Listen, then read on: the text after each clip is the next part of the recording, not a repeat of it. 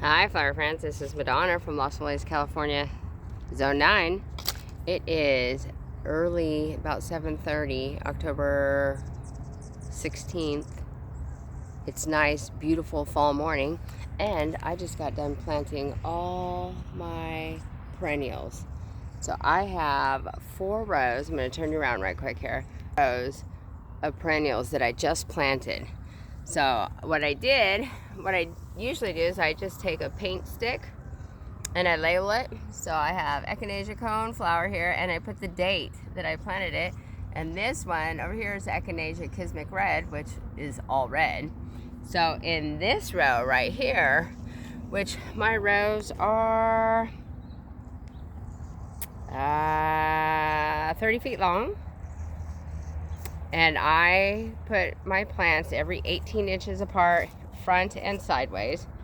So this row is all Echinacea doubles, and then over here, and I just mulched it yesterday also. And so right here in my path, I'm gonna put, maybe a different, I was gonna mulch it right here, but I think I'm gonna do something different. So I put a 2-foot path in between because the plants will get big. So this one right here is, let's see, what is it? I'm gonna say it's Monarda Bee Balm, and it has a purple flower. I love Monarda.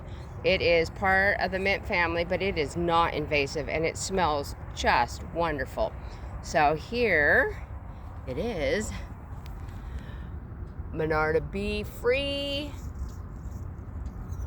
and I planted that on the 13th. And then this row is Asclepias, or milkweed, and it is a rose pink color, and I did not put the stake up yet, but I will.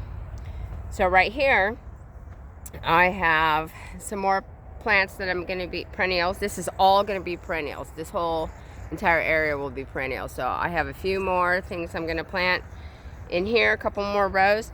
And then over here at the very end, I put the yarrow. And the reason that I put the yarrow is because it's going to get taller than the rest of the field. And so the yarrow is facing the west. So it will not shade the rest of the rows in front of it until late afternoon, and that's okay. So if I would have put it over there on the east side in the morning, it would have shaded all the flowers in front of it. So I put it at the very back row. And this is, which is going to be gorgeous, this is, let me get on the right side here. This is Yarrow Terracotta. It's Desert Eve, and I also planted it on the 13th. And so I have not mulched this row yet, but I love yarrow, and it does so good in our area. Remember, we're zone 9, so we don't get very cold in the winter time. And remember, zoning is only about your average cold temperature. Your lowest historical cold temperature it doesn't have anything to do with the heat in the summer.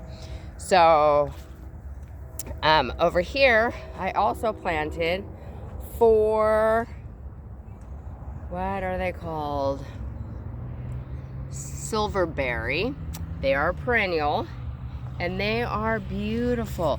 So they kind of get, you can see this coppery color. So it's green, and then there's like this coppery color that, isn't that beautiful? Look at that. I just absolutely love it. So of course, everything that I do, what I'm doing when I plant it is I'm looking for something that I can put in a vase or an arrangement. And if I can't utilize it for that, I usually don't grow it.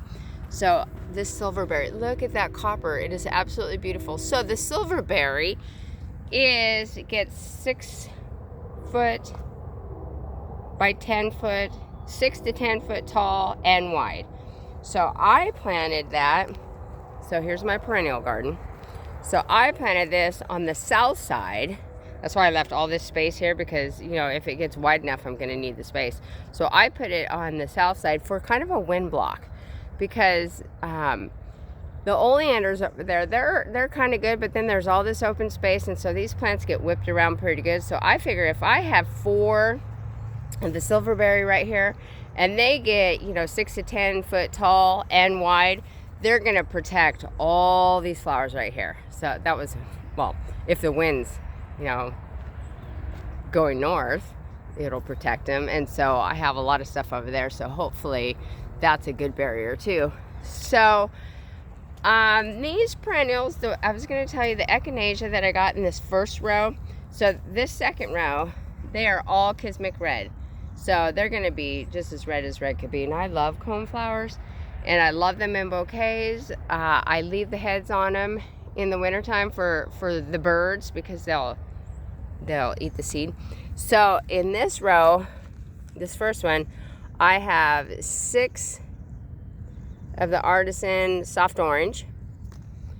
I only have 4 of the Double Scoop Bubblegum, and I wish I would have got more, so I might. And then I have 6 of the Granada Gold, and then I only have 4 of the Butterfly Orange Skipper. So these ones I bought in little pots from New Garden Plants. It says V&V Nursery, and I believe they're out of Missouri, I believe. And they were beautiful plants. When I got them, they're so healthy and they look so good. So I popped them right in the ground, and they just look fantastic. So the other stock, these I got from a nursery in Florida, a wholesale nursery. So that's not something you guys can go online for. But this one, I was really impressed with newgardenplant.com, V&V Nursery. They look fantastic. So that is the start of my perennial bed for next year. And I'm super excited.